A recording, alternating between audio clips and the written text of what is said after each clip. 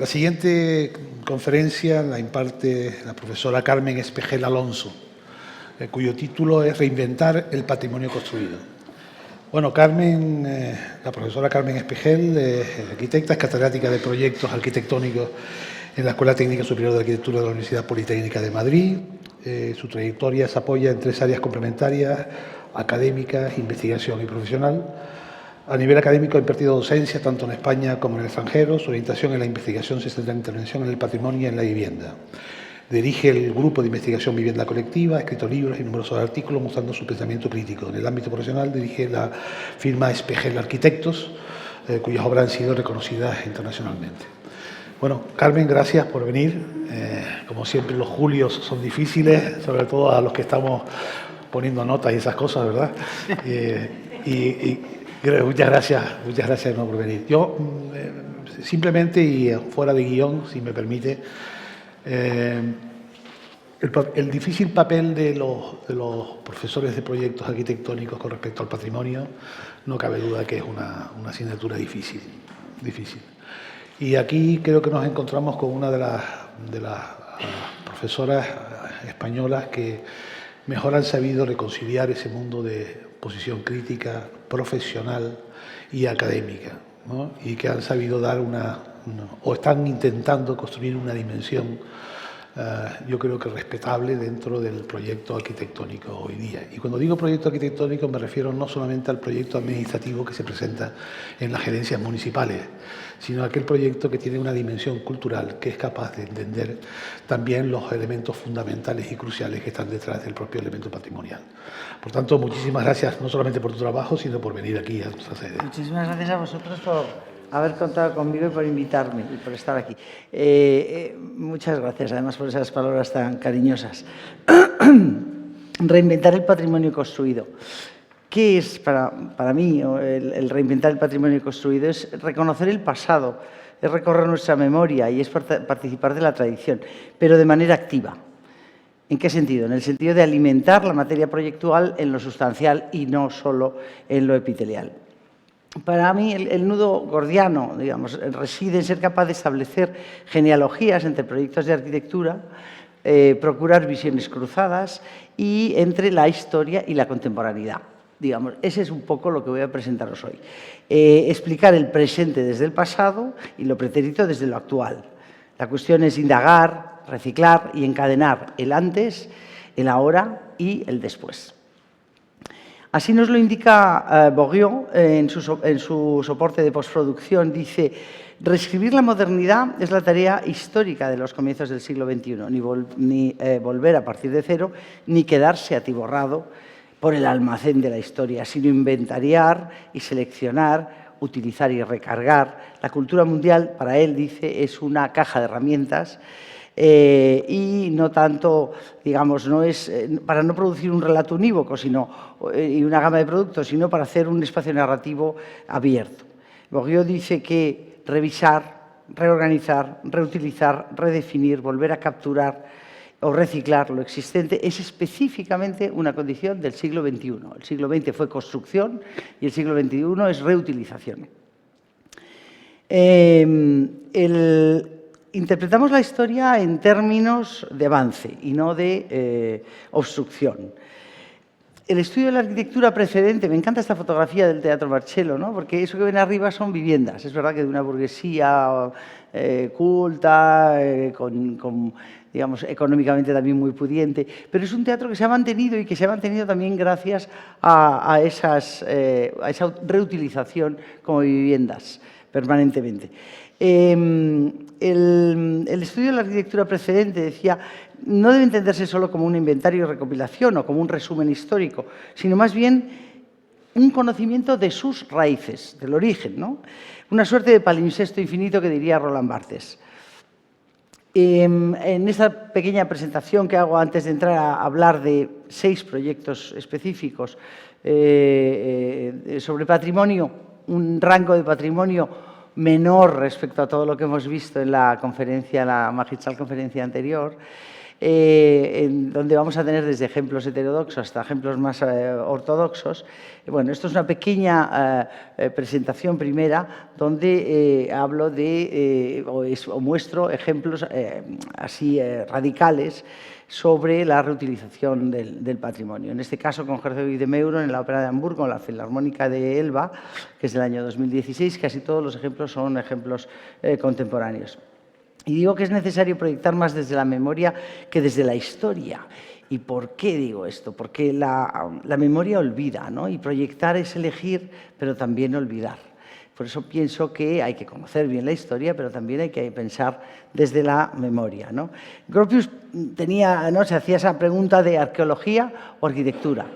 Bueno, nuestras ciudades están repletas de una gran cantidad de complejos en desuso, obsoletos, infrautilizados, bien ligados al mundo cultural, al mundo terciario, al mundo industrial, al mundo militar o al mundo religioso, en espera de una reactivación con proyectos alternativos, cuyos espacios eviten actuaciones convencionales, generando alternativamente nuevos contenidos y posibilidades de uso, en función de su potencial, clarísimamente de su potencial capacidad de acción. Hemos reutilizado siempre. La actividad urbana siempre ha reutilizado las arquitecturas precedentes, con mayor o menor intensidad. Y no solo desde un punto de vista patrimonial, sino también incluso desde un punto de vista económico y muchas veces solo como material. De algunos de esos ejemplos les voy a mostrar ahora. Antes nos mostraba nuestro compañero, ¿no? El Coliseo de Roma abasteció de piedras a casi toda la Roma barroca. Si no hubiera existido uno, seguramente el otro hubiera sido muy diferente, ¿no? La ciudad se puede leer en clave de estratificación. Transformar un edificio significa producir diferentes modos de coexistencia que amplíen el campo de actuación, entendida como una permanente reescritura o una improvisación musical. Considero el patrimonio como un contenedor programático variable. No hay cosa peor que no usar el patrimonio. Es la decadencia más rápida, se produce cuando ese patrimonio se deja de usar. Incluso me atrevería a decir que hasta una mala actuación sobre el patrimonio puede ser mejor que un abandono. En el caso de Miralles decía, no rehabilitemos, sino instalémonos, ¿no? O sea, no rehabilitar, sí instalarse. La cuestión yo creo que debería centrarse como en definir las operaciones estratégicas dirigidas a esa transformación del patrimonio. Su potencial está en poder convertirse en un soporte contenedor de nuevos programas urbanos, en referencia directa sobre los conceptos de programación semiautomática o de inestabilidad programática que desarrolló Stephen Hall en los años cuando escribió The Age of a City, a partir de aquel discurso elaborado por Rencolas. En el pensar en la infiltración, como vemos aquí, el relleno, la reparación, la revitalización, la reprogramación, refresca esa arquitectura con el paso del tiempo que no ha hecho más que consolidar sus valores intrínsecos. En este caso, bueno, pues arquitecturas menores, en el sentido de arquitecturas industriales, que quizás la concepción de patrimonio no sea tan clara, aunque ya es evidente en todas nuestras sociedades. Y para ello el proyecto patrimonial se debería convertir en un laboratorio de experimentación, de arquitectura, donde proponer, negociar y confrontar transformaciones formales y programáticas en edificios obsoletos. Los proyectos sobre el patrimonio se deben encontrar en esa línea entre la intervención y la invención.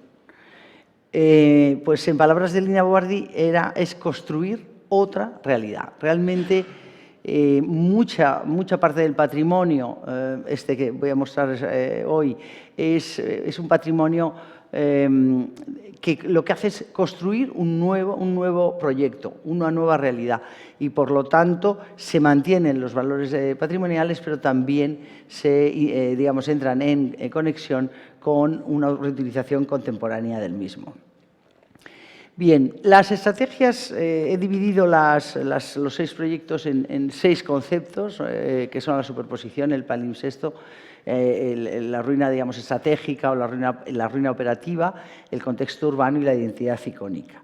El primero de ellos es el monasterio de Sigena, de Pemán y Franco y de Sebastián Arquitectos, que está permanentemente en los periódicos todos los días, lo habréis leído, con las famosas pinturas de las bóvedas de Sigena que están en Cataluña, fueron desmontadas, llevadas a Cataluña, restauradas y ahora quieren o deben, por una, digamos, en una resolución judicial, tienen que devolverlas a Aragón. Por eso digo que sí que lo conocéis, aunque no conoceréis el edificio. Entonces, el Gobierno de Aragón lo que ha hecho ha sido transformar y restaurar el monasterio de Sigena para que sea capaz de albergar todas esas obras que le pertenecieron en un pasado y que fueron, bueno, pues por avatares distintos, porque son edificios, todos estos edificios que hemos visto y los que nos ha enseñado nuestro compañero son edificios especialmente transformados a lo largo de la historia. Cuando Viollet-le-Duc restaura Notre-Dame, se hace más gótico que los góticos. Se transforma, digamos, elige un tipo de gótico que él cree que es el considerado y transforma todo ese edificio de una manera seguramente bastante incierta, ¿no? Bastante inventada. Aquí nosotros también, ¿no? En Granada tenemos buenos ejemplos, pero tenemos ejemplos por doquier donde nuestros restauradores de la época, buenos arquitectos, buenos restauradores, hicieron interpretaciones pues, quizás con un cierto grado de libertad. El monasterio de Sigena estaba completamente destruido porque no tengo gafas, con lo cual estoy leyendo, veo mal. Si no las cojo, perdonadme, si no, no veo ya. Estaba destruido y muy deteriorado, totalmente abandonado, llega a nuestros días totalmente abandonado y, digamos, es una suma de espacios diseñados a lo largo del tiempo y según circunstancias diferentes, ¿no? Cuando hablo de superposición es porque asume, en cierto modo, el proyecto que hacen Pemán, Franco y Sebastián, asumen esa historia larga y compleja, esas capas diferentes que el edificio ha ido teniendo, la asumen como un dato, como un hecho. Y ellos plantean una nueva capa más en ese proyecto patrimonial.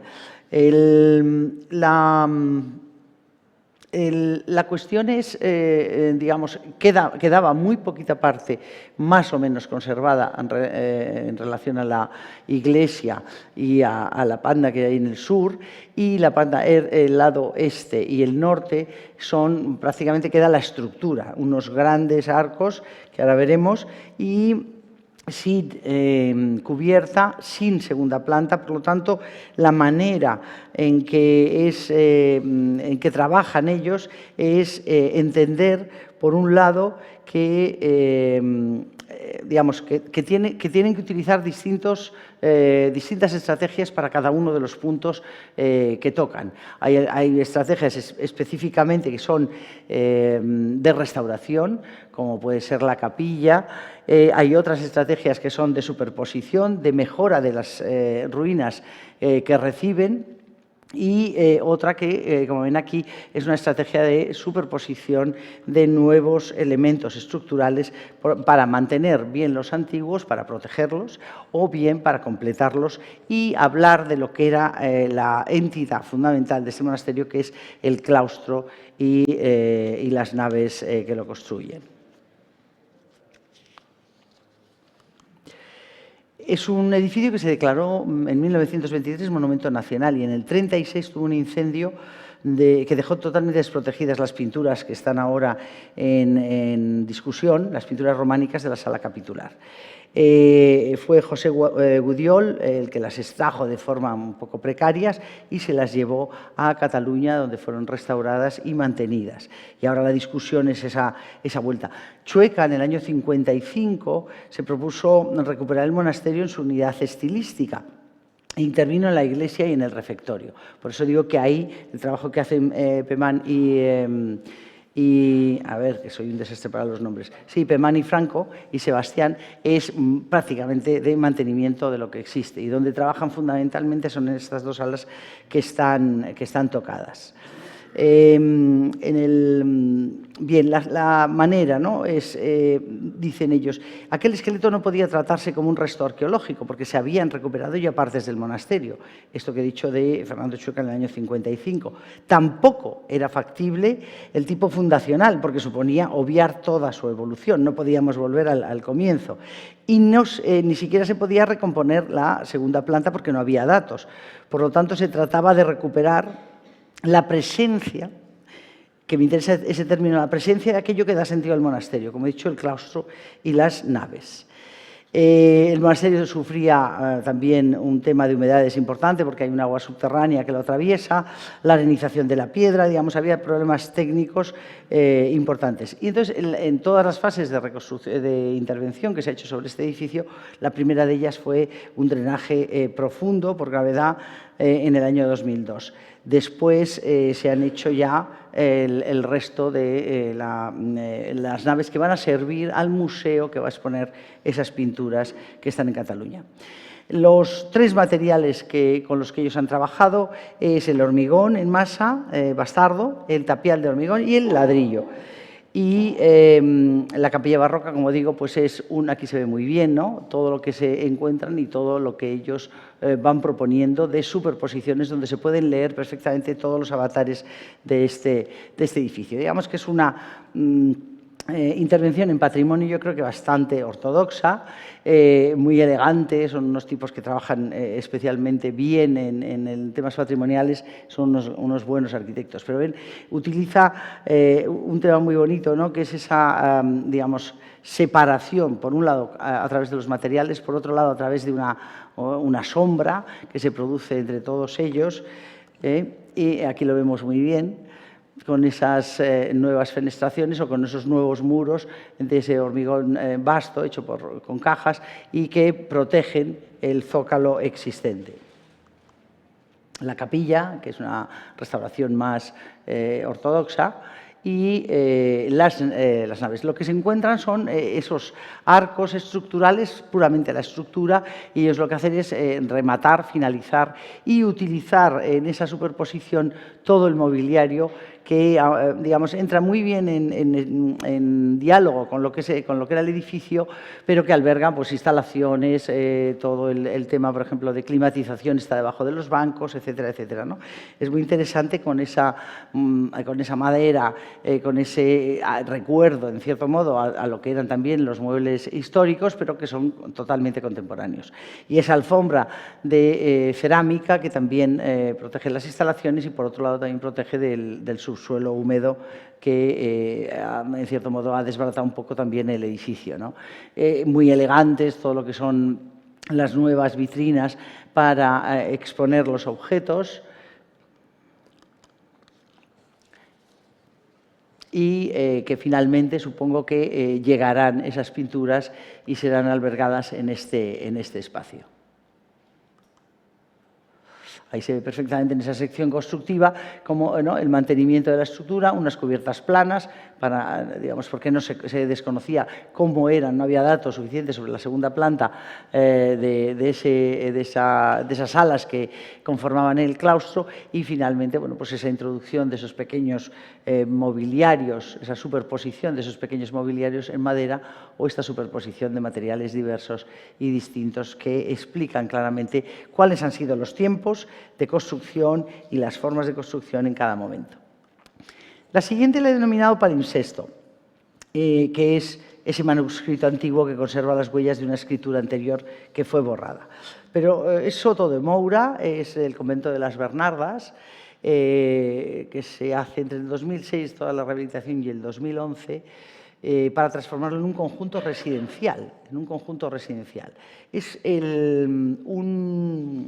un museo, perdón, es un monasterio del Císter, el único que existe de esa orden en el sur de Portugal, y es del 1509. Son 500 años de historia y lo que se hace es transformarlo a un complejo de 78 viviendas y el diseño, digamos, de esa arquitectura tiene dos tiempos de intervención. Por un lado, como hemos visto un poco en el ejemplo anterior, la recuperación de la edificación existente y, por otro lado, la construcción del nuevo edificio. Pero quizás aquí es diferente, y Soto de Mora lo explica muy bien, dice, hay dos maneras de ver la ruina. Puede ser usada y se puede hacer, por otro lado, una historia de la arquitectura con la historia de las ruinas. El fin de los edificios es ser buenas ruinas, como decía Perret. En esta segunda aproximación a la ruina es la que Soto de Moura la describe como material disponible para realizar una obra. Decía él, piedras disponibles, a mi criterio, es una nueva construcción, no una restauración. Esta aproximación al tema de la ruina la podemos considerar desde la perspectiva del palimpsesto, en tanto que propone el aprovechamiento de la materia prima de base para dar soporte a una obra totalmente nueva. Aunque arquitectónicamente la noción de palimpsesto ha adquirido connotaciones de inserción de lo nuevo en lo antiguo, o entre lo antiguo, o de superposición de estratos en la vida útil del edificio, si nos remitimos al significado medieval del raspado y sustitución del pergamino, la cosa adquiere un cariz claramente diferente. El patrimonio para él dice, es un caso especial de proyecto. Necesitas apenas un 20% de honorarios, porque el tosco ya está presente. No necesita de cuidados intensivos, apenas necesita de otros cuidados porque cada caso es un caso. El convento de las Bernardas dice, fue un monasterio, fábrica y ahora es una ruina disponible. Generalmente se asocian estas piedras a programas como paradores, hoteles, museos, centros culturales, pero no hay tanta cultura, o suficiente cultura para tanto patrimonio. En este caso, dice, en esta ocasión fuimos diferentes y ¿por qué no hicimos casas? La variación volumétrica aquí es también clara.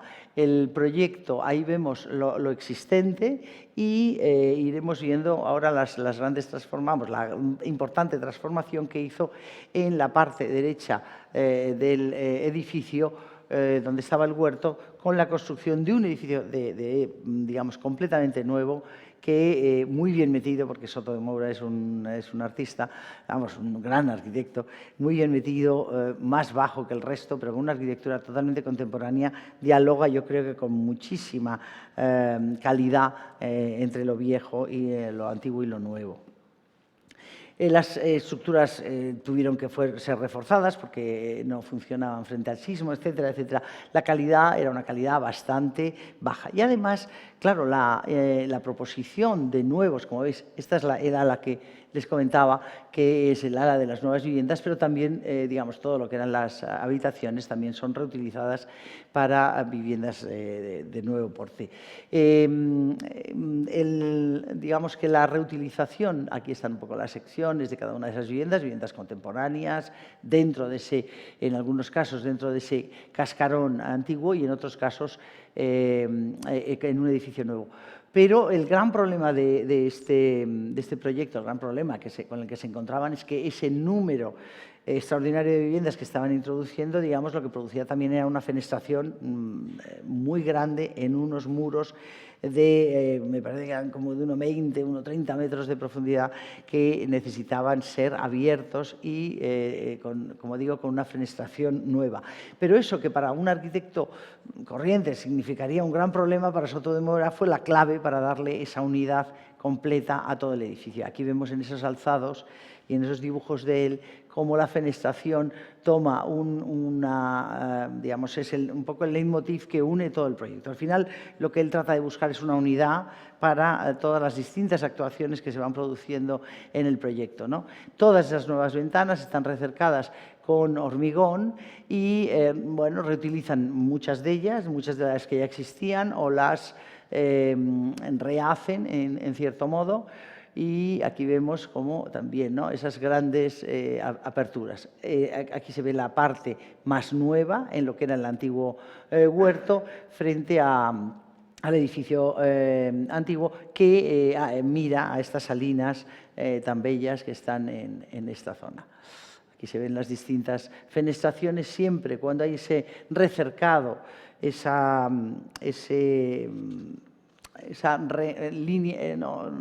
delineación del hueco nueva, se utiliza el hormigón y se ve perfectamente la diferencia entre uno y otro. Y aquí en el claustro también, ¿no? Se percibe perfectamente, donde ha introducido esa lámina de agua completamente distinta al uso previo. Y este sería el lado nuevo, el lado del huerto, que la arquitectura es una arquitectura totalmente contemporánea. Soto decía, este proyecto se convierte en un instrumento para la recuperación integral de ámbitos urbanos afectados por problemas habitacionales con el objetivo de mejorar las condiciones de alojamientos de la población. Creo que es un tema, por lo menos, para pensar. El que el patrimonio pueda ser transformado en algo que necesitemos ahora. Tenemos una gran necesidad de viviendas, por lo menos en España, pero en Portugal les pasa exactamente lo mismo.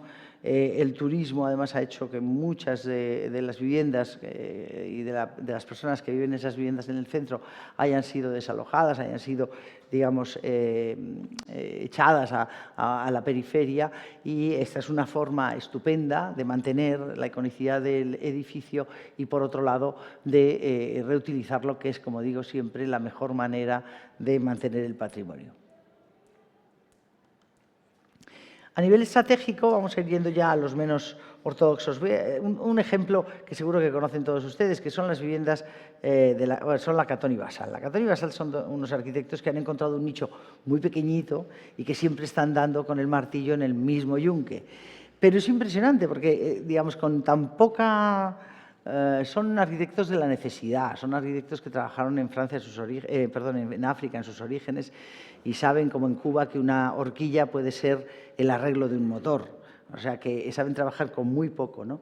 Y entonces, en el caso de la transformación de 530 viviendas en Burdeos, en Francia, que se hizo entre el año 2011 y 2017, en realidad está hecho también por la Catón Basal y Drouot y Hutin, que son arquitectos con los que ellos suelen trabajar normalmente.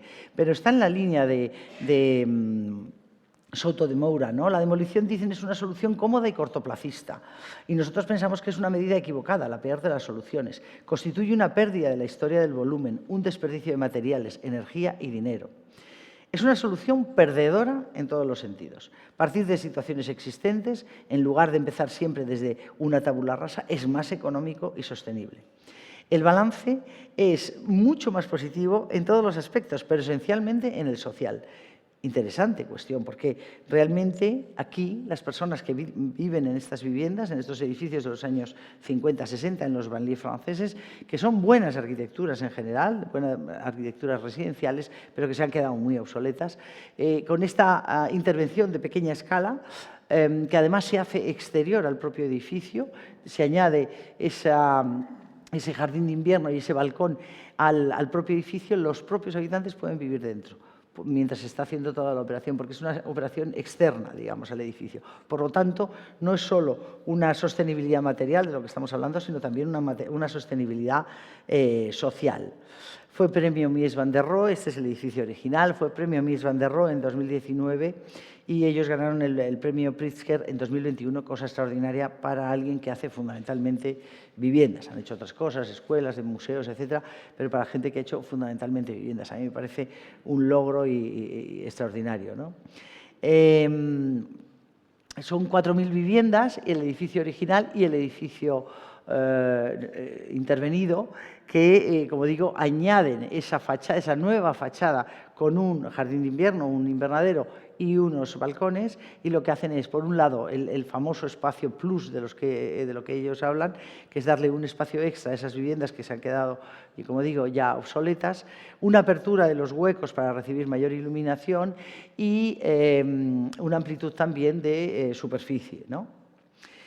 Además, aumentan el espacio de uso y la movilidad dentro de la vivienda y ofrecen, bueno, pues muchas oportunidades para disponer de un espacio exterior privado en un edificio de bloques como es este. Uy, qué bien, no se ven los dibujos nuestros, qué pena. Bueno, aquí se ve bien, ¿no? El trabajo se ve en rojo perfectamente, no, el anterior no sé por qué no se veía. Las nuevas aperturas de los huecos, frente a los huecos pequeños típicos de los años 50, 60, las nuevas aperturas, la introducción de este espacio que sería el espacio número 2, que es el jardín de invierno, que se conecta con el resto de la vivienda, y el balcón exterior, todo construido con losa prefabricada, con una estructura, como digo, externa al propio edificio, con una cimentación externa, por lo tanto el edificio se mejora algunas de sus partes, pero fundamentalmente se añade esta fachada nueva que tiene, bueno, pues desde paneles de policarbonato, cortinas para sol o la cortina esta térmica, ¿no? que funciona muy bien en invierno y en verano. Aquí se ve cómo ese espacio puede ser, además, algo que ellos pretenden siempre, que el usuario sea el último, que ponga la última capa a su arquitectura, pues que el usuario pueda configurarlo de la manera que desee, ¿no? Ahí se ve perfectamente el sistema de construcción con las losas prefabricadas, etcétera. ¿Y qué consiguen? Pues vivir mejor, ¿no? Por un lado, no demoler y por otro lado, vivir mejor. En este caso es un patrimonio, bueno, de segundo orden, digamos, no es el patrimonio que nos ha mostrado nuestro compañero, pero es patrimonial también, ¿eh? Muchas de ellas incluso están hechas por grandes arquitectos. Y finalmente este es el resultado.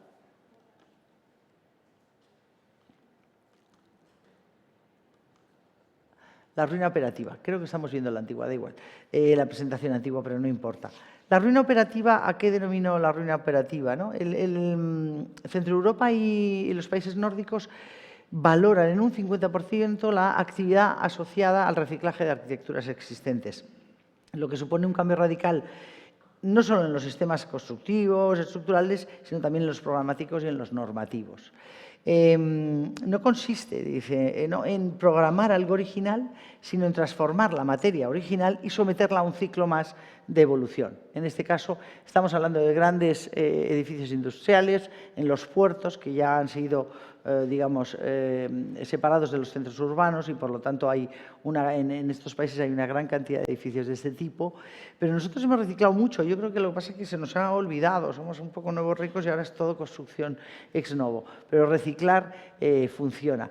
Funciona por muchas cosas, pero lo más interesante, por ejemplo, de este proyecto, que es el silo de Kobe, los arquitectos son Kobe, en Dinamarca, que hay muchísimas arquitecturas recicladas, es que mantienen, digamos, toda la fuerza de esa nave industrial con sus grandes dimensiones y construyen unas viviendas que son únicas en el sentido de que ninguna otra vivienda que hiciéramos contemporánea podría tener ese tipo de dimensión estructural, material, de alturas, etcétera.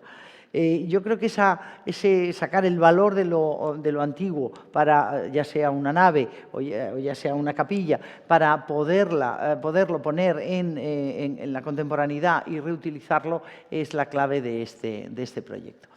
Hay unas imágenes que no sé cómo están. Bien, aquí se ve lo que existía. Aquí vemos ya las transformaciones. Vemos el edificio de la derecha, no es de ellos es estrictamente el silo, pero cómo se ha ido, en cierto modo, se mantiene un poco la imagen que culturalmente está en la memoria de los ciudadanos, pero con unas condiciones completamente nuevos. Hay una reactivación de conceptos, no solo de edificios construidos, sino su uso y su redenominación, que también constituye un ejercicio de elevada complejidad intelectual. En esa programación de algo original y someterla a ese ciclo de evolución extra, me parece que es un ejemplo muy claro, ¿no? En estos edificios industriales. Y como vemos, esas dimensiones recuperadas más en el interior quizás que en el exterior, y ahora explicaré por qué, pues son extraordinarias para una vivienda. Es verdad que no son viviendas sociales, son viviendas de lujo, pero para una vivienda contemporánea, ¿no?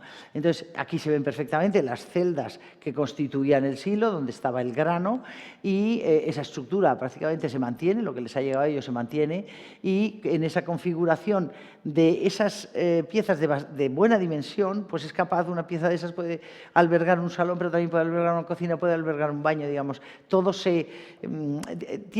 una condición entre lo grande y lo pequeño, ¿no? Es una celda suficientemente grande como para que haya piezas importantes de la casa y suficientemente pequeña como para que pueda haber las menores. A mí me parece interesante porque de repente la casa se puede configurar un poco poco a modo y manera de lo que tú necesites, ¿no? Es muy, muy interesante. Aquí vemos la actuación en fachada, que es una actuación fundamentalmente un poco como la que hemos visto antes, nuevos huecos en esa estructura, que es una estructura de gran porte y se puede hacer en esos nuevos huecos sin ningún problema, y un adosado de una fachada que contenga el aislamiento necesario, los espacios exteriores tan importantes después de la pandemia, como son esas terrazas, todo en acero galvanizado, perforado en algunas partes y digamos que le dan una calidad constructiva contemporánea y técnica contemporánea exigida por la normativa cuando reutilizan todo el interior, ¿no? Aquí se ve muy bien cómo son todas esas partes y esas construcciones desde el original hasta lo que va quedando, con las fotografías de construcción que se hacen con módulos que se cuelgan directamente desde la fachada, se construyen desde el exterior. Y en la sección pues tenemos, claro, la fuerza de este edificio, ¿no? Hay plantas, que mal se ve, hay plantas que tienen 3 metros, esa central que ven ahí es la única que tiene 3 metros, todas las demás tienen 4, 5 y hasta 8 metros. Claro, imaginarse eso en la actualidad pues es algo muy, muy, muy difícil de construir.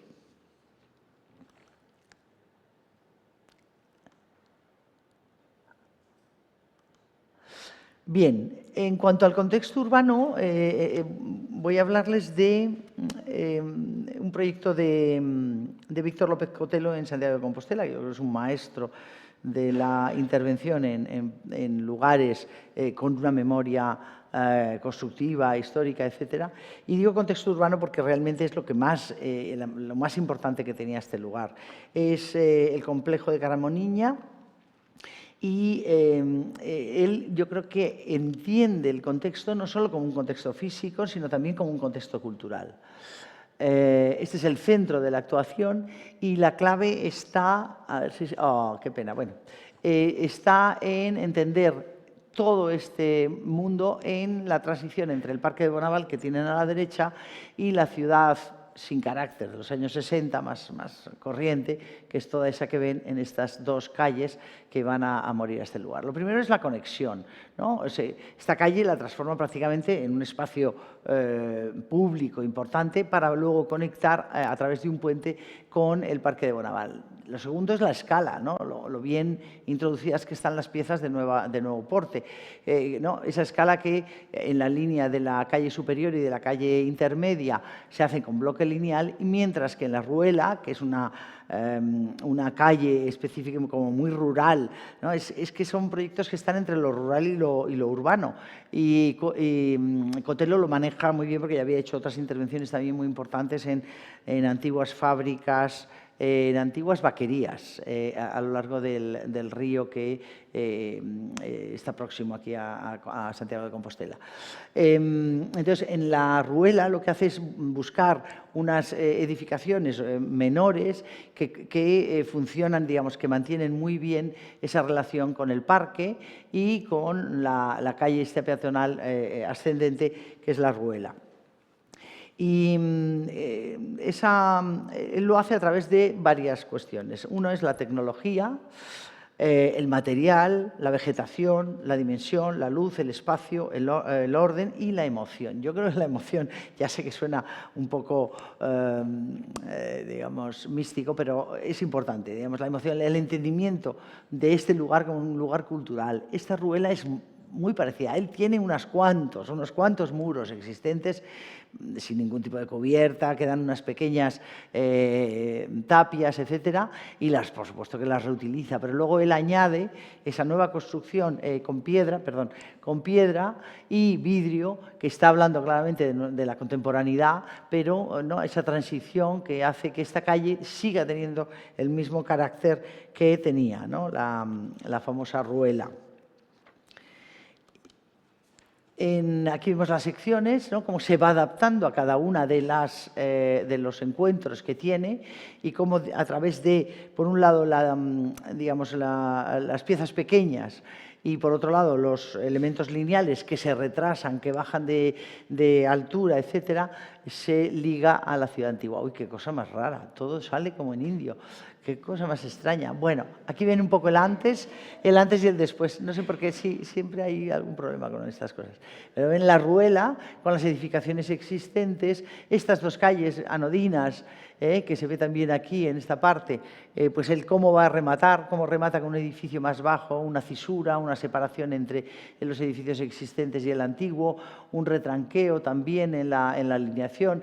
Entonces, cómo a través de pequeños mecanismos es capaz de entender, de rematar esta parte de la ciudad en clave totalmente contemporánea. Perdonen, pero no sé por qué no salen bien estas, es que son muy pesadas y no salen muy bien estas imágenes. Ahí se ve un poco el sistema constructivo, la utilización de esos muros existentes en la parte inferior y cómo se va superponiendo a través de construcción contemporánea, pero también con materiales existentes, de la piedra, etcétera, y se une, digamos, a lo antiguo. Yo creo que aquí se ve muy bien en esta imagen.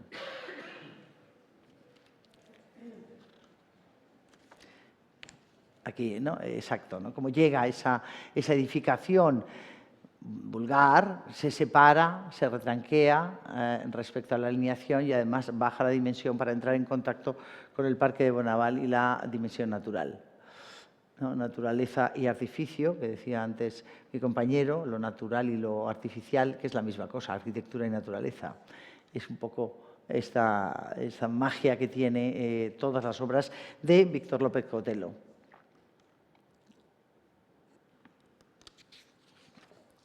Bien, y vamos a terminar con la identidad icónica, que realmente en el caso de Timmerhuis, que es el proyecto que les voy a enseñar, el de OMA en Rotterdam, del 2009 y del 2015, es un bloque de oficinas y de residencial, tiene residencia, oficinas, museo, etcétera, y además forma parte de una estrategia global que ha usado toda Holanda en las grandes ciudades holandesas, que es la densificación de los centros. Yo creo que en la imagen siguiente se ve bien, bueno, se percibe, pero un poco la transformación que ha ido teniendo la ciudad. Después de la guerra, en el año 46, quedó prácticamente arrasada.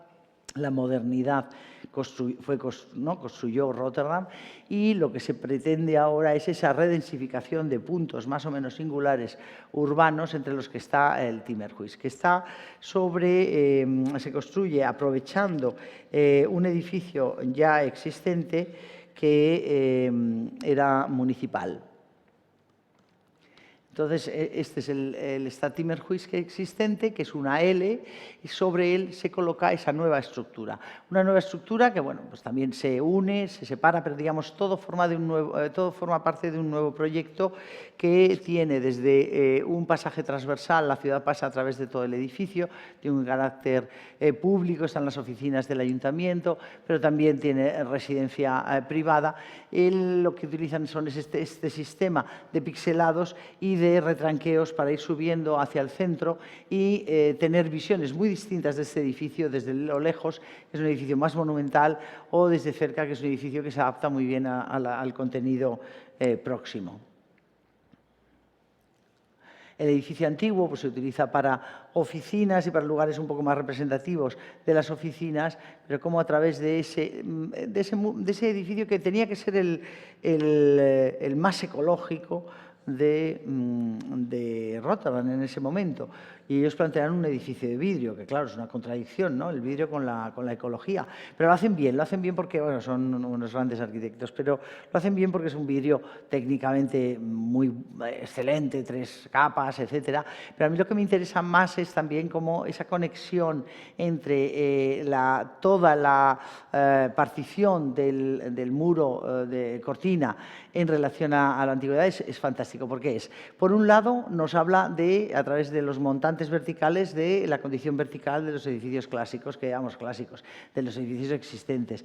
Por otro lado, nos habla de los distintos filtros que esa fachada tiene, que es una fachada claramente contemporánea. Y por otro lado, nos habla de la horizontalidad, con esa ventana prácticamente dibujada sobre el filtro, esa ventana horizontal a la moderna. Nos está contando, yo creo que la historia de Rotterdam solo en la fachada. Estas son las plantas y, como ven, pues la L del edificio existente se suma en algunos casos, completamente en las plantas primera y ¿no? De aquí a allí se ve perfectamente cómo se suma al resto del edificio y el resto del edificio se va pixelando y se estructura a través de dos grandes patios que son como los pulmones del edificio, que son los reguladores térmicos de toda la instalación. En invierno almacenan calor y en verano almacenan frío. Son dos grandes patios y todo esto se hace a través de una estructura que ahora veremos. Aquí se ven las secciones, también con el edificio existente y todos los usos. Es un edificio mixto con cafés, tiendas, museo, el pasaje, como digo, las oficinas del ayuntamiento y la zona residencial en las partes altas. El edificio antiguo se restaura en la parte, en la parte fundamentalmente de fachada y estructura, y el interior, donde ya empieza a entrar en contacto con toda la nueva arquitectura, y esta es la parte interna con esas grandes terrazas magníficas, etcétera. Pero aquí se ve bien la estructura, ¿no? Hay una foto que es la que estoy buscando, que es esta, que al final son unas grandes vigas, vienen del todo un sistema como de puentes con los dos núcleos centrales, que son esas dos torres que llevan los dos patios centrales, que son los que controlan el tema, digamos, de climatización de todo el edificio contemporáneo y permiten además ese pasaje entre la ciudad, entre un lado y otro lado de la ciudad. Se ve aquí el detalle, esta sería la entrada con este lugar que puede tener funciones muy diversas, muy OMA, muy colas, y para hacer un teatrillo o montar alguna escena. Estos son esos patios que, como digo, estructuralmente son muy importantes porque construyen todo el ámbito, digamos, de control del edificio, de control climático, y aquí se ve esa nueva Rotterdam en la que el Timmerhuis se suma una vez más a esa nueva historia que se puede contar de Rotterdam. Y hemos terminado. Muchas gracias. Muy bien, muy bien. Muy bien.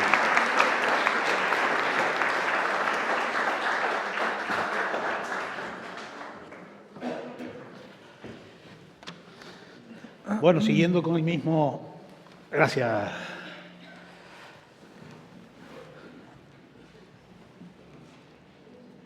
Bien, nos ha dejado...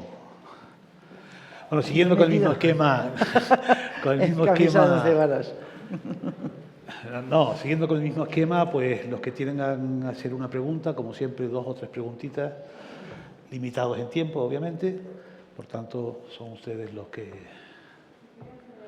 Una, sí, espera, perdón un segundo. 2, ¿hay alguno más que quiera hacer alguna pregunta? En principio los 2. Yo, en cualquier caso, como hice en el caso anterior, me gustaría hacerte una pregunta. Simplemente quería preguntar... Perdón. Ahora te doy la palabra, perdóname. No, te digo, simplemente para romper el hielo. Para crear el clima adecuado y tener tú el protagonismo adecuado, ¿vale? O sea, solamente para romper el hielo. Construir en lo construido. Sí.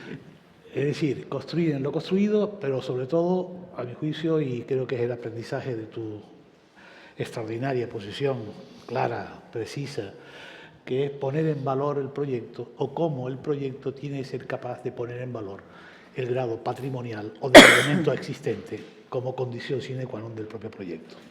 Más allá de criterios normativos, de criterios estrictamente vinculados a ordenanzas o sistemas municipales, sino a través de estrategias determinadas a través de cada uno de los ejemplos que ha citado, con diferentes estrategias y diferentes posiciones. Un leitmotiv común, construir en lo construido, y yo entiendo de que lo que nos has traducido, y a lo mejor me equivoco, de que cómo el proyecto tiene que ser capaz de poner en valor en cualquier situación, con diferentes estrategias y con diferentes contextos, el valor, entre comillas, o mucho o poco, pero el valor, desde un murito de Víctor Pérez Cotelo y de un jardín precioso, además que le dimos el premio justamente del paisaje de Galicia, o el caso del Timber House, ¿no? Un extraordinario edificio que se convierte en otro episodio con otras escalas, etc., ¿no? La pregunta, por tanto, sería, ¿te lo crees? Que sí me lo creo. En el sentido, y perdóname que te lo diga, ¿tú crees que la Administración está preparada para esto? Me refiero, no digo la Administración, los técnicos municipales, me refiero nosotros como arquitectos, o los arquitectos, los técnicos, la Administración, es capaz, y más concretamente en España fundamentalmente, en el contexto español en algunos casos, es capaz de asumir esa responsabilidad que el proyecto sea capaz de dar las claves de lectura del patrimonio. Claro, yo hoy lo que quería mostrar es que el patrimonio, digamos, es infinito, es muy diverso, por un lado, ¿no? Tiene escalas muy diversas. Yo diría que cada edificio es un pensamiento distinto, cada edificio debe tener una condición de intervención distinta, y que la cuestión efectivamente es sacar, ¿no? Analizar suficientemente con profundidad, históricamente, materialmente, estructuralmente, etcétera, el valor que tiene ese edificio y mantenerlo, en cierto modo, en la actualidad. Ese para mí es y me lo creo, claro que me lo creo. El problema efectivamente está en depender de la calidad del arquitecto, pero el arquitecto debe ser una persona, por lo menos yo intento que mis alumnos sean gente que tenga criterio. Y entonces el criterio se deriva de ese conocimiento profundo de la realidad. Y que en cada caso tendrás que utilizar unas armas u otras para reutilizar ese patrimonio. Esa es un poco yo lo que quería era mostraros otro campo de actuación que creo que es inmenso, que creo que es interesantísimo y que creo que además da proyectos únicos porque el valor de lo que existe ya es suficientemente potente y fuerte y no hace falta nada más que bien leerlo, añadir una pequeña cosa o añadir muchas distintas estrategias dependiendo de lo que te encuentras, ¿no? Entonces eso es difícil, pero sí, eso se llama calidad arquitectónica, creo yo, vamos, eso sí que me lo creo. Muy bien, muchas gracias. Yo solamente señalaría una cosa que creo que no, solamente la menciono porque creo que es evidente en tu exposición, porque Carmen es la directora junto con otros compañeros del Politécnico de Madrid, posiblemente del máster más famoso del mundo. El de vivienda, ¿no? Sí, por eso hay mucha vivienda, perdonadme. Es un máster que les recomiendo a todos los que estén intentando hacer un doctorado o un máster, porque es una cosa verdaderamente impresionante, ¿no? Lo que han logrado con ese máster y doctorado en vivienda y todo el estudio, que curiosamente ahora se habla mucho, o hablamos mucho en España, en Italia, en Portugal de vivienda, y ellos llevan ya reivindicando prácticamente hace 10 años este tema de vivienda, un poco más, ¿no? Y creo que aquí se ha notado, creo que es evidente, como también la vivienda tiene que ser un elemento portador desde el punto de vista del patrimonio. Claro, es que es difícil, ¿no? Porque, digamos, transformarlo en museos y tal, pues es más o menos, hemos hecho muchos, ¿no? Y se han hecho muchos y además se entiende que un edificio de este porte, de los que hemos visto con anterioridad, albergan muy bien usos públicos. Pero no podemos, lo dice Soto de Mora, no tenemos más cultura ya para meter, necesitamos otras cosas. Y yo creo que lo que necesitamos es pensar que pueden ser también viviendas. ¿Por qué no? Hemos visto el monasterio de Soto de Mora, yo creo que con un respeto clarísimo hacia lo existente, pero también sin ningún tipo de miedo, con una categoría arquitectónica importante, con un análisis súper importante de dónde debo, ¿no? Cómo debo de actuar en cada uno de los casos, o en el mismo Sigena, cómo se debe actuar en cada uno de los casos según lo que me encuentro con esa nueva condición. Pero creo que la vivienda efectivamente es algo que a mí me interesa especialmente y muchos de los ejemplos que ha habido aquí han sido vivienda porque creo que es un futuro interesantísimo para el propio monumento, el propio patrimonio. Porque se puede aprovechar muchísima de esa calidad que no tendríamos en esas viviendas si no fuera por lo patrimonial. Muy bien, muchas gracias. No, el enfoque mío como historiadora del arte puede ser diferente al de la conferenciante. Yo me acuerdo que uno de los trabajos del máster me centraba más en lo nuestro, en lo local, aquí en La Laguna, y decían que La Laguna, como ciudad del patrimonio, que estaba a punto de perder un poco esa categoría por lo que están haciendo con nuestras casas terreras, que están utilizando mucho el acero, el hormigón, el cristal. Entonces, ahora que hay como un mayor control en eso, y me da un poco de miedo que pierda esa identidad la laguna, ¿no? Muchos de nosotros cuando paseamos vemos que ya no es lo que era la laguna, ¿no? O sea, esas casas terreras están perdiendo un poco. A lo mejor tengo una visión diferente, por eso mismo, porque soy historiadora del arte, no me dedico a la arquitectura, y no sé qué opina de reconvertir lo nuestro, lo que es más tradicional de Canarias, y utilizar todos esos elementos que ha dicho de cemento y eso.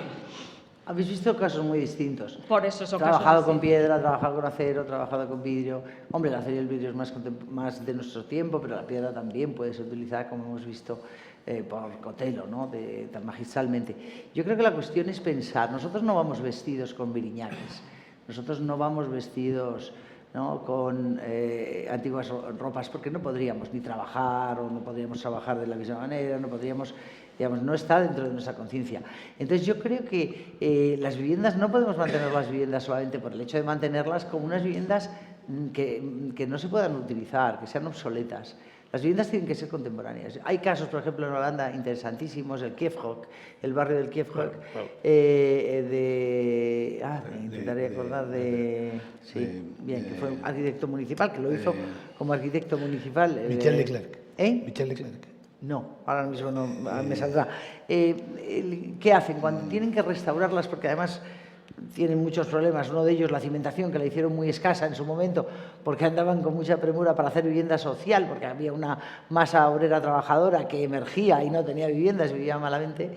El Kiefhoek, cuando tienen que restaurar en los años 80 o 90, lo primero es que lo tiran, pero quieren mantener viva esa historia de la modernidad del Kiefhoek y lo reconstruyen, pero no reconstruyen las viviendas tal y como eran, porque había unas duchas que estaban debajo de la escalera que milagrosamente te podías duchar, había un inodoro, había unas habitaciones muy pequeñas. Se hace una nueva configuración residencial que tenga que ver con nuestro tiempo, ¿no? Yo creo que la cuestión está en buscar el equilibrio entre ambos y que ese proyecto esté bien hecho. El material, yo diría que el material da un poco igual, el material se puede utilizar, estamos viendo aquí un material magnífico, como es el acero combinado con esa piedra, y está muy bien, no pasa nada, no le pasa nada al edificio, ¿no? Lo que hay que hacerlo es bien. Yo creo que es una cuestión más de saber descubrir los valores que tiene el propio edificio, ¿no? Muy bien, ¿había otra pregunta? Sí. Bueno, perdona, ¿terminaste? Sí. Don Rafael.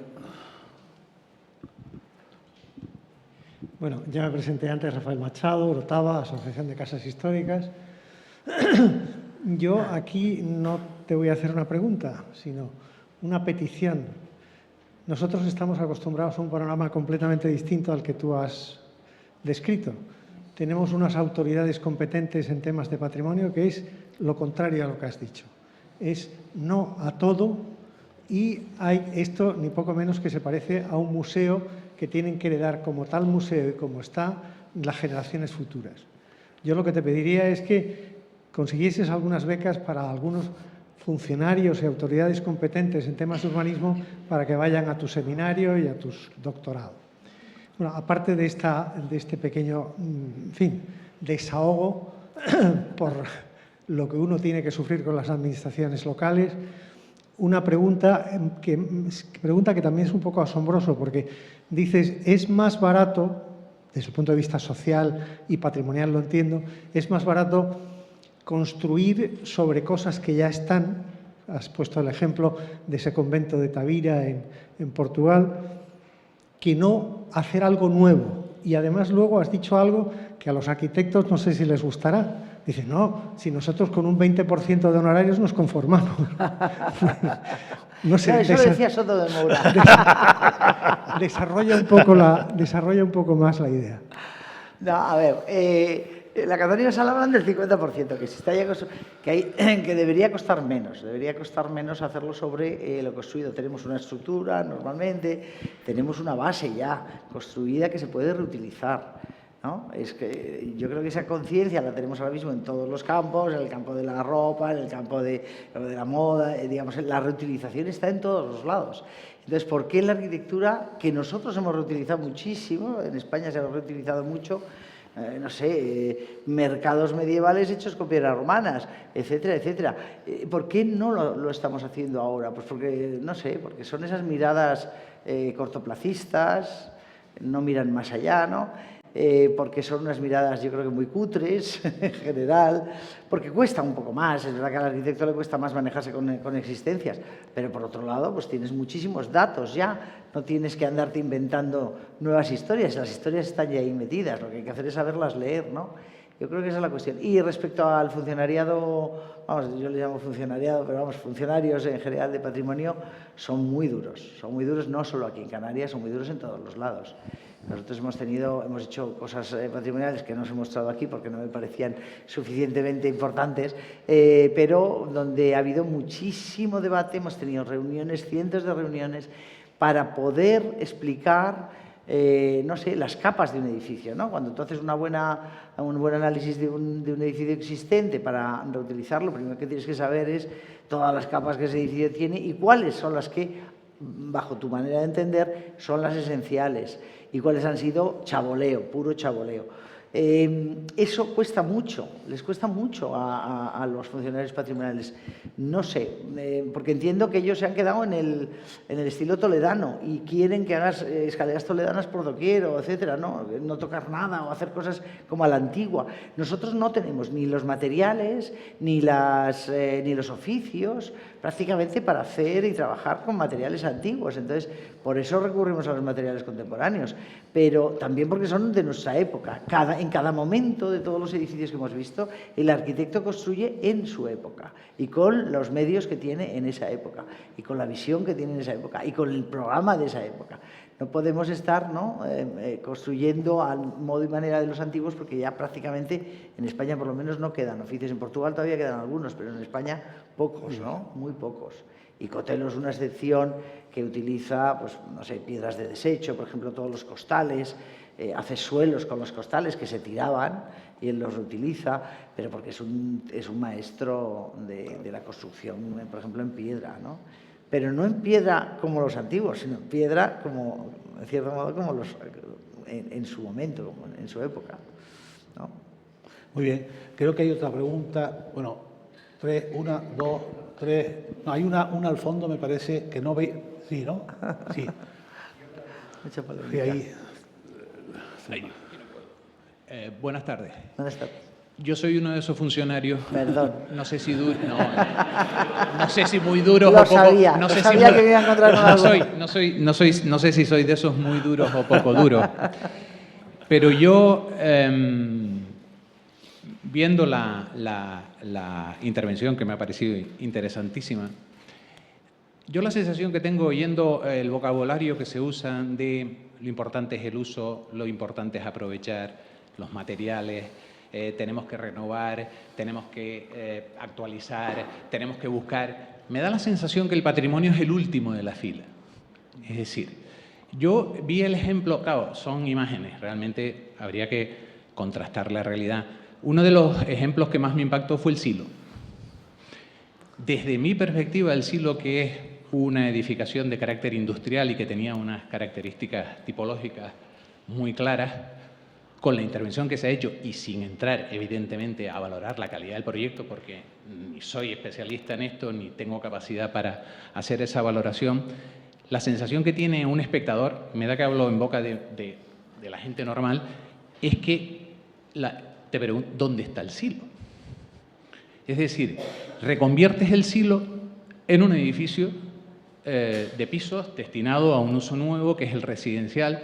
Pero si nosotros valoramos el patrimonio industrial como un elemento a valorar, porque incluso lo reconocen las leyes y tenemos que seguirnos a las leyes, ¿hasta qué punto una transformación radical de un elemento patrimonial de carácter industrial, insisto, sin considerar si es un proyecto brillantísimo o no, realmente hemos perdido el Silo?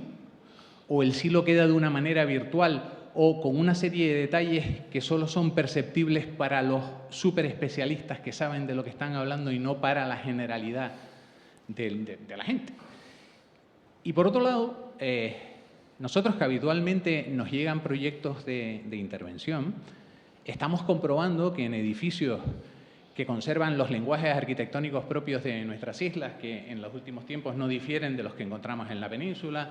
El racionalismo, el neocanario o el regionalismo es el propio nuestro, pero que en la península tuvieron lo suyo, eclecticismo, modernismo, etcétera, si vamos retrocediendo.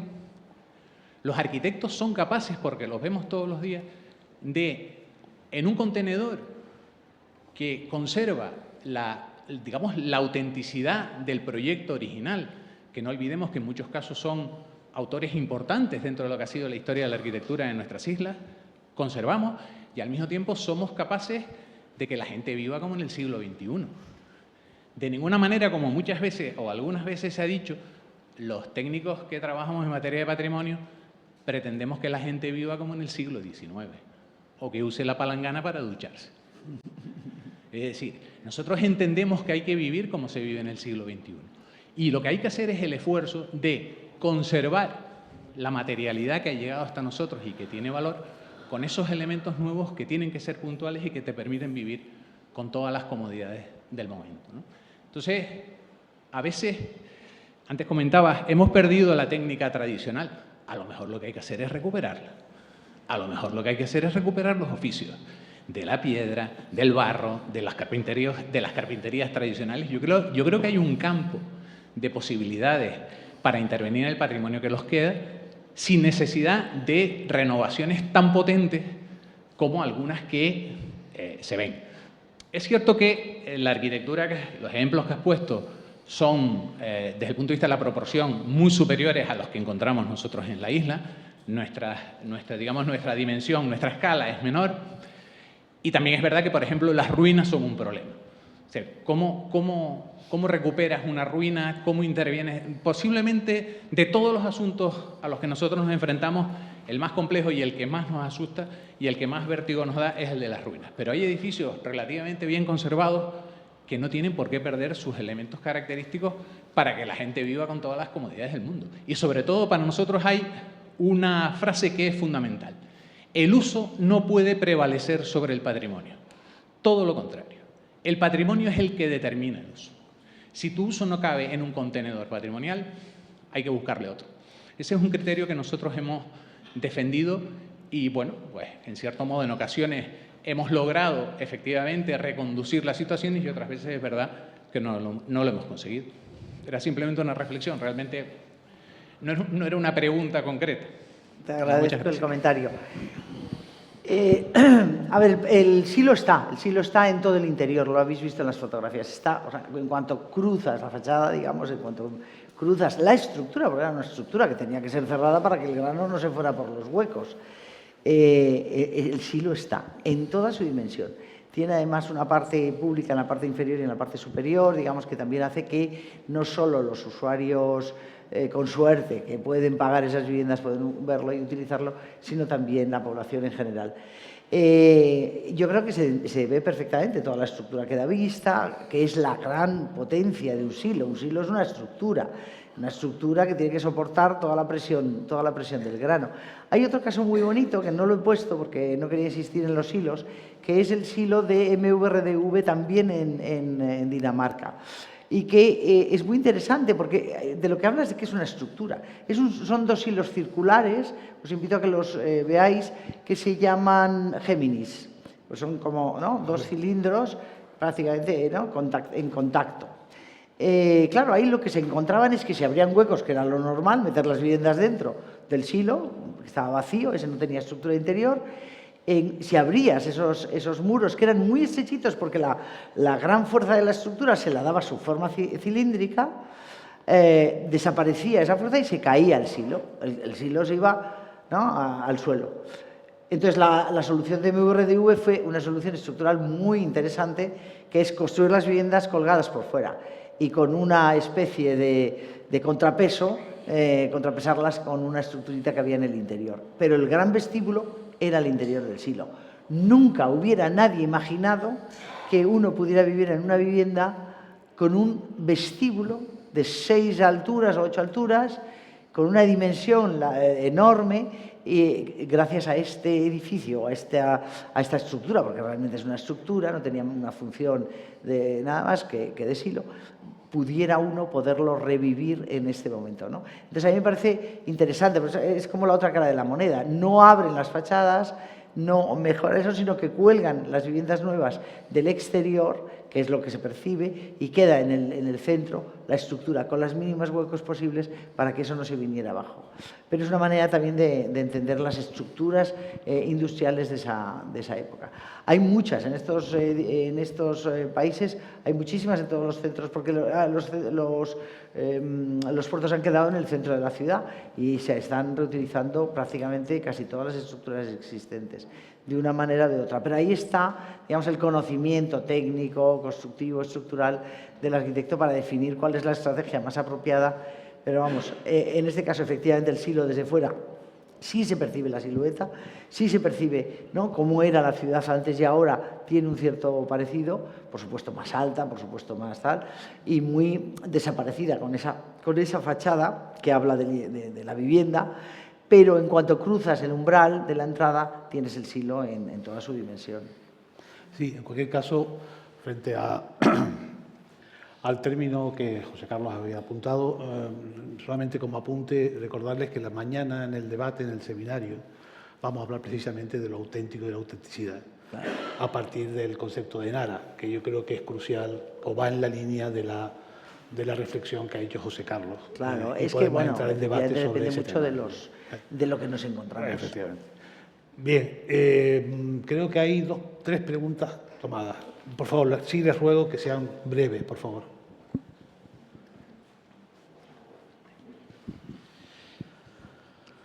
A la mesa le invito a que mire a la ventana y que nosotros sepamos que tenemos una ventana detrás que da a la calle del agua. A 15-20 metros ha habido una larga polémica en La Laguna sobre cambiar la fachada. Desde el Palacio de Nava hasta el casino donde desayunamos, vemos toda la transformación que no tiene nada que ver con las casas del siglo XVIII ni nada.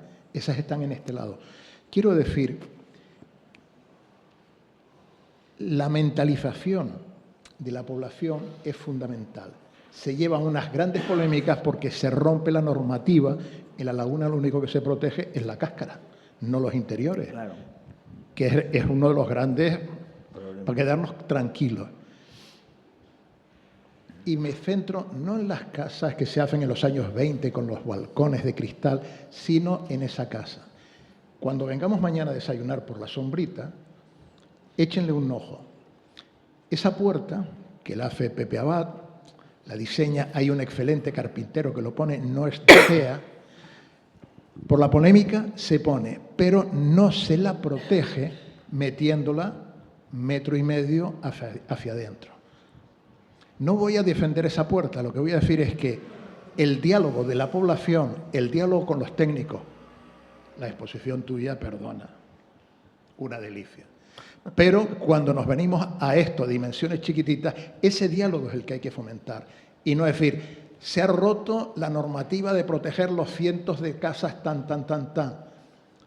Le ha dado otro aspecto y, tú lo apuntabas muy bien, pongo comillas, espero que mis alumnos con buena base tengan su criterio. No es decir, lo voy a cambiar todo, sino que haya ese equilibrio, ese diálogo en la calle. Por eso me voy a una dimensión más pequeña, no lo que nos has presentado magníficamente. Yo creo que el ponente anterior lo ha dicho con claridad, ¿no? Ese diálogo entre las distintas fuerzas que están alrededor del patrimonio, ¿no? Las económicas, las políticas, las técnicas y tal, debe de ser permanente. Y claro, el problema está en tener criterio. Cuanto a enfrente, a mí me pasa con los bomberos, ¿no? Yo en cuanto tengo un bombero enfrente no tengo ningún problema porque tiene criterio y es lo que quiere es salvar personas. Y a mí me da los datos suficientes para que yo pueda hacer un proyecto de las dimensiones que sea, grande, pero que evacúen a las personas en los 15 minutos que tiene que ser. Quiero decir, cuando hay criterio. El problema es cuando te encuentras al funcionario que coge la norma y te dice, no, porque no está a 13:20. Pero, a ver, ¿cuál es el criterio? El criterio es que salve vidas y que sea de esta manera. Por eso a mí me parece que la clave es tener un criterio que sea capaz de pasar por encima, digamos, no por encima, sino que sea capaz de leer la normativa con la flexibilidad razonable que tiene, ¿no? O sea, es que en cuanto tú dices esto tiene que medir 3,25, si mide 3,50 ya no estamos en el rango, y si mide 3,30 no estamos en el rango, estamos hablando de criterio. Yo creo que esa es la cuestión, tener un poco de criterio. Y los criterios ambientales son los que en general se han tenido muy en cuenta en estas ciudades, en estas poblaciones que tienen tanto patrimonio.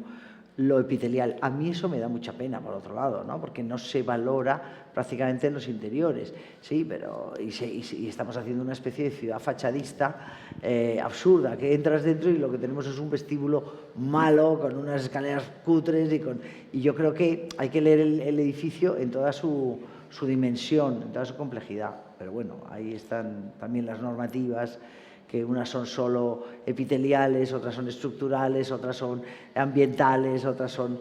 Es que es difícil. En cuanto hacemos cajas, en cuanto hacemos cajones, ¿no?, normativas, que están bien porque para evitar grandes males hacemos mucha normativa, pero también la normativa evita que pueda haber proyectos con más interés. Yo creo que ese es el gran problema.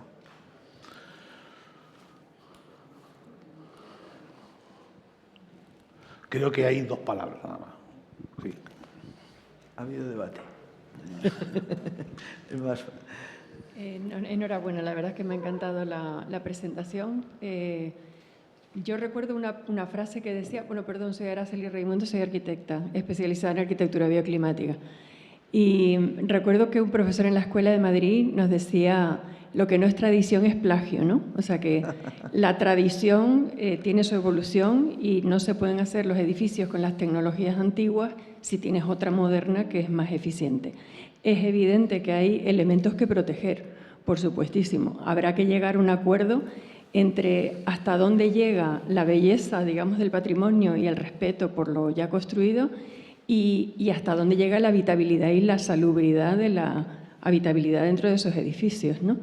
Y luego también creo que hay que tener en cuenta que hay núcleos que tienen el patrimonio consolidado, digamos, pero que la población muchas veces se tiene que ir a vivir un poco a la periferia si quieren tener una habitabilidad adecuada o asumir una rehabilitación a un coste adecuado, ¿no? Entonces, a mí me parece que lo que tú has propuesto está muy bien, lo que pasa es que a lo mejor no es válido para todos los casos y habrá que llegar a un acuerdo con el patrimonio y con el respeto. Por supuesto que es muy difícil que un historiador y un arquitecto en este sentido puedan estar de acuerdo porque cada uno a lo mejor tiene sus prioridades, pero me parece que en cualquier caso es un discurso que hacía falta poner encima de la pantalla y te agradezco que lo hayas hecho. Gracias por el comentario. Yo recordaba Cáceres, ¿no?, que tiene una ciudad nueva donde la gente vive y la ciudad antigua que quedó completamente restaurada, pero abandonada, prácticamente abandonada, ¿no? Que hay restaurantes, grandes hoteles. Es una pena, a mí me parece que eso es dejar morir una ciudad, en cierto modo, ¿no? Y pasa con bastante frecuencia. Pero yo creo que la clave está en dialogar, en encontrar ese equilibrio entre la fuerza de lo antiguo y las necesidades contemporáneas y la arquitectura del día de hoy, ¿no? Yo creo que ese sería el equilibrio, que, insisto, depende mucho de la calidad del arquitecto y es una pena, pero es así, ¿no? Claro. La última palabra, creo. Sí. Bueno, muchísimas gracias por recordarnos que para construir no hay que destruir y que cómo densificar o cómo dialogar con lo existente a través de la buena arquitectura, con lo cual hace falta esos buenos arquitectos que tengan ese criterio, ¿no? Me sumo al debate, no tenía pensado intervenir, pero me mando un agradecimiento, pero me sumo al debate también en cómo no podemos valorar eso que es cualidad y no es tanto cantidad. Me refiero a algún comentario que ha salido aquí hasta ahora. Porque eso que es exclusivo, que has defendido, es difícil de poder valorarlo, ¿no? Sí, es difícil, pero yo creo que no es tan difícil. O sea, lo que hay que hacer es conocer muy bien el material con el que trabajas. Conocido el material, respetado y tratando de ponerlo en valor y de mantenerlo en el tiempo y de entender que es un valor extra para la arquitectura nueva, me parece que ese debate no debería de ser tan difícil, pero efectivamente depende, digamos, de las calidades de los hacedores. Eso sí que es verdad. Eso sí que es cierto. Muy bien. ¿Alguna pregunta fuera de tiempo? Venga, la última.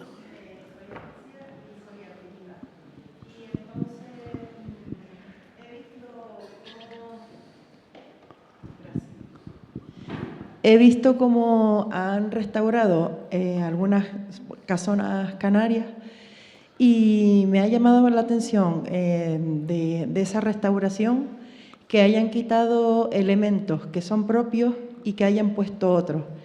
Y que conociendo los materiales, pues por ejemplo, no son ni siquiera canarios.